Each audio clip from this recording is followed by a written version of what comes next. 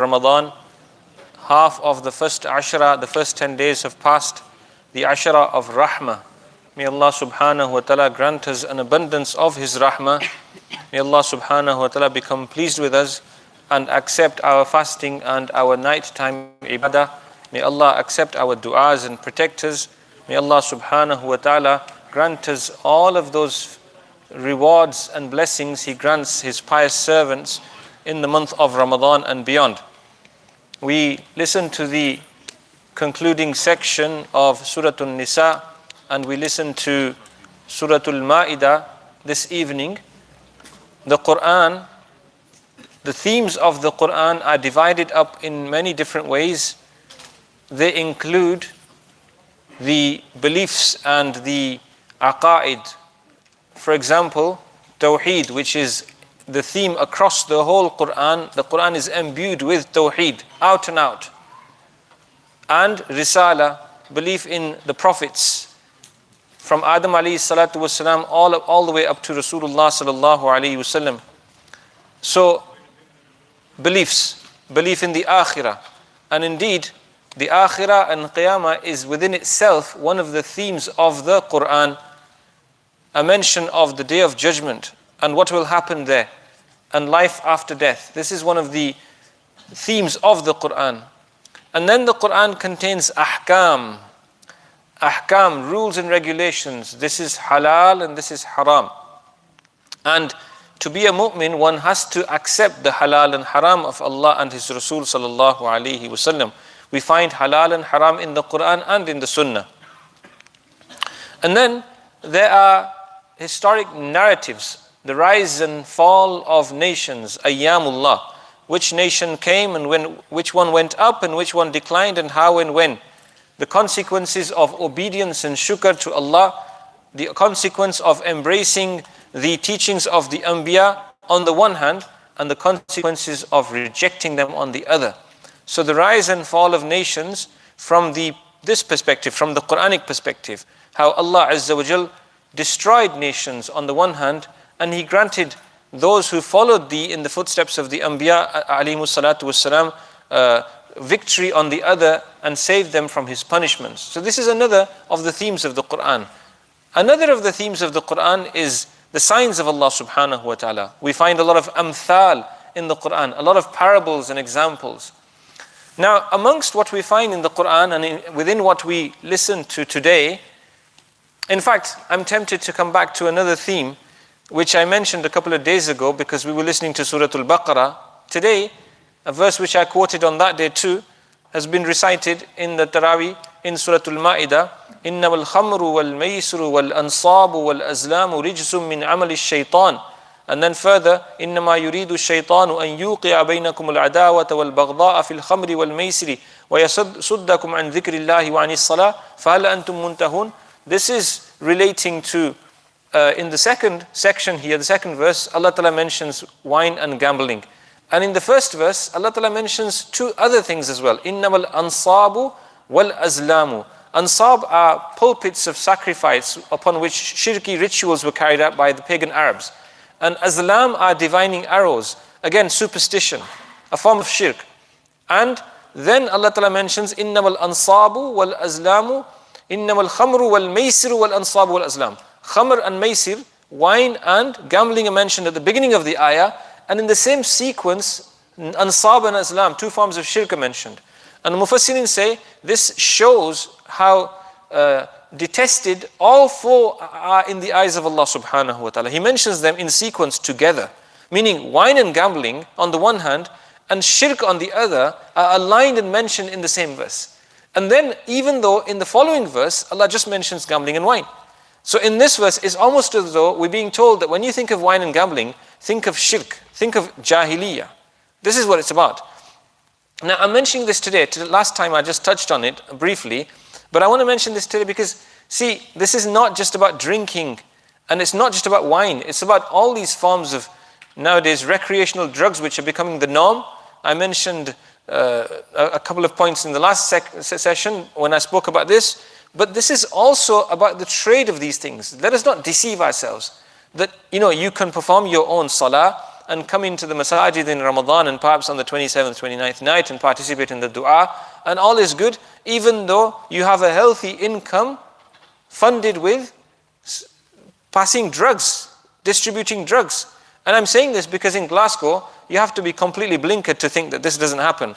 Believe me, in every class of society, from the working and middle class to the upper classes, it's just a different style of drugs that is taken. Everywhere, in the suburbs, in the inner city, all of Glasgow, out and out. Unfortunately, Scotland has a particular reputation when it comes to drugs. It's not something unique to Scotland, but it's certainly a serious problem here. And if we were to say that this is something which doesn't affect our community, all you have to do is go to the local prisons. And you'll soon find out. You'll see the proportion of the representation of our community within that within those walls, unfortunately. So this is something which our young people are very vulnerable. They can easily fall into this trap. Right from primary school up to secondary school, there'll hardly be a single secondary school in Glasgow in which joints are not passed around by students and various forms of soft and hard drugs are not used. This is something which should be a concern for all of us. It destroys our sense of our physical health. It destroys a person's emotional balance and can lead to mental health problems. It frequently does. It destroys a person's finances. It's against the law. It's against the deen and sharia of Allah subhanahu wa ta'ala. It's disrespectable. It destroys lives. And it's not halal income. So it's something that we should pick up on. But tonight, something which we can associate with this as well. What does this lead to? Drugs leads to violence. And incidentally, the people who are violent when it comes to drugs, the worst individuals, the culprits, the worst culprits are not the ones who consume the drugs. They can be very violent with their families in that state because of the influence of those intoxicants and drugs, or because they are wanting to fund that and they can become violent because of this. It's not just this. The most serious culprits are the gangs and the circles. They are ruthless. In order to defend their whole network, they will go to great lengths and they will take lives. They will batter people and break bones and break noses and cause bloodshed.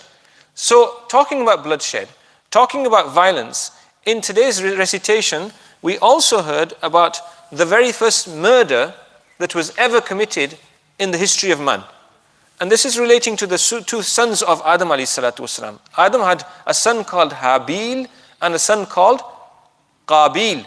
And in those days, the qurbani that we do after this Eid in Dhul Hijjah, we'll have Eid al-Adha and we'll be slaughtering animals, doing sacrifices. This qurbani is not something which is new. Yes, it's the sunnah of Ibrahim alayhi salatu wasalam and we follow on from that.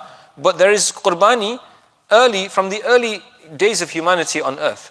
And so what would happen is when you would slaughter an animal, you would put it up on a high place and it would be consumed with a fire that would come down from the heavens if it had been accepted. You couldn't eat it. And if it was not burned in this way and eaten up by this fire that came from above, then it was a sign that your qurbani has not been accepted.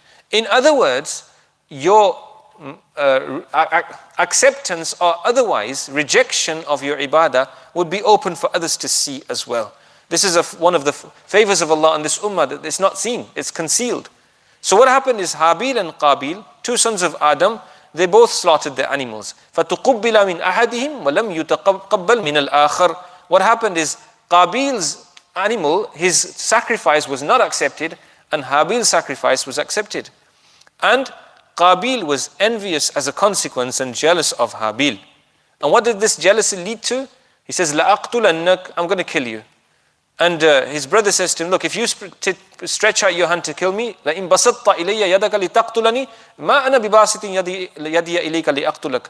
He says, if you're going to stretch your hand towards me to strike me and kill me, I'm not going to respond in the same way. Allah Ta'ala accepts the a'mal of the muttaqeen. And I'm quite happy for you to take my sins on your shoulder on the day of Qiyamah. I don't want to take your sins on my shoulder on the day of Qiyamah. So what did Qabil do? He murdered Habil. And this was the first murder that had ever happened. And so what is the problem when there's a murder? What is the problem? The problem is hiding the body, isn't it? What do you do with it? Yes? Too many of you watch too many films, right? So basically, what happens now is he's left with this corpse.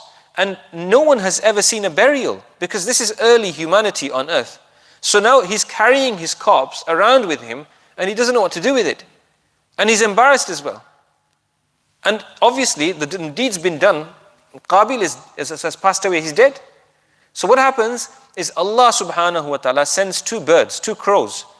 Ghurab, yabhathu fil ard. Now this crow, one of them, it kills the other, and then what does it do? It digs a hole in the ground and buries the other crow. And Qabil sees this and he's embarrassed and he's ashamed and he thinks to himself, I couldn't even do this for my brother. And so he covers his brother up in this way. Now we learn from the hadith that this sin, because Qabil, he set up a bad example, man sanna sunnatan sayyi'atan. As the hadith says, a person who sets a bad example will receive the sin of it, of those who follow his example, and it won't reduce their sin at all. And the hadith also says that a person, in fact, begins with the hasana. Man sanna sunnatan hasana. Whoever sets a good example, those who follow him, he'll get his reward, and the reward of those who follow him, without reducing their reward, they'll get their own. So if you set up a good example, then you get the reward of all those that come after you. And if you set a bad example, you get the sin of those who came after you. And so the consequence is, Qabil has a share in every murder that is committed. Now, why am I saying this? I'm saying this because, the drugs is also an example, but in all sorts of situations, people have arguments and quarrels. In families, amongst siblings, sometimes between parents and children, sometimes between spouses, sometimes between business partners, and sometimes between neighbors, and sometimes between strangers as well. Whatever the situation, on the playground, or on the street, or in business, there are all sorts of situations. By the way, on a tangent here, we talk about dunya. There are a lot of positives as well in earning halal. And one of the qualities you see in shopkeepers, Maulana Ashraf Ali Thanwi rahimahullah, he mentioned, he says, if you want to develop hilm and patience, sit next to a shopkeeper. Shopkeepers have to deal with customers. Yes? You have to keep your smile and deal with troublemakers all the time. Yeah? There are a lot of positives, and these qualities, these akhlaq, they are positive traits as long as they're used in the right way. So coming back to our point though, you could have a fight in any given situation. And so what happens? When there's a quarrel and an argument, then shaitan, nafs, but what happens next? The problem arises when it goes past a certain limit and you actually want vengeance and you hate that person to the degree that you actually want to kill him. And people say things like this, I could kill him. And do you know something? This is not very nice, it's kind of gross, this particular grisly piece of information I'm going to give you. But if you look at the research, and you've read so many news articles, when people stab another person to death, how many times do they stab them? Once? Never. 50 times, 70 times. When the forensic evidence comes into the courtroom, and you think, what happened to this person? It's almost as though they'd committed that sin, and there was a euphoria and a madness, and it wasn't enough. And so Allah protect us from being in this situation. Allahumma inni a'udhu bika min an adhlima aw udhlama. Allah, that I become a zalim or a madhlum. Neither should I become the zalim, the oppressor, nor the oppressed. So this is the situation. So, Rabbana la taj'alna fitnatan lil qawmi dhalimin. So basically, what happens is when a person commits this sin, they go beyond, far. They go far beyond. There's no limit then. They'll go to extremes. Now this situation is to be avoided. This is a major sin, as we learned as well in today's recitation. This is why the famous verses which are often quoted in front of you, Man ahyaha faka'annama ahya an-nas ajmiya. Whoever saves a life, it's as though he saved the life of all people. One life is worth so much. And a person who kills one person, faka'annama qatala an-nas ajmiya. It's as though he's murdered the whole of humanity. So this is a major sin, and unfortunately, it doesn't help when you spend hours playing violent games. And adults are guilty of this as well. Yeah, adults are guilty of this as well. And young people fail their exams and have problems with their hifz and whatever it might be because of the hours, precious hours which are whiled away on their consoles, playing games, shooting games, and killing games, and fighting games. And obviously, at the subconscious level, this does have an effect. Yeah, there's research to prove it, if you think I'm just making this up. So basically, when our mind is constantly engaged in violence, then you use the same language as well. You get into a fight on the street, the same utterances come out of the tongue, which you hear in the movies, or use in these violent computer games, which are full of expletives as well sometimes. They contain everything. Every type of despicable kind of characteristic is found in some of these games. It's literally like being in the red light zone of some rough city. unfortunately. So the moral then, the moral is that one of the learnings from tonight's recital is that one of the major sins is qatl, and this is a consequence of enmity when it gets out of hand. And this is why, just to finish with this, Sayyidina Umar radiallahu anhu, he said something beautiful. He says, لا يكون حبك كلفا ولا يكون بغضك تلفا.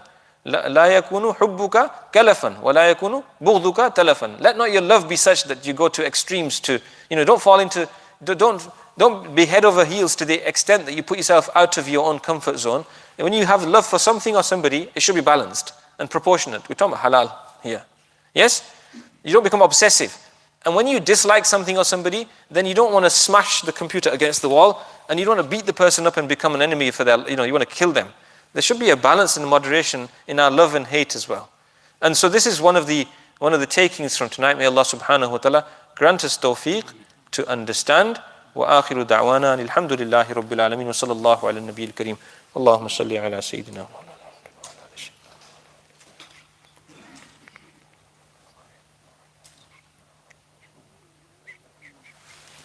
برحمتك.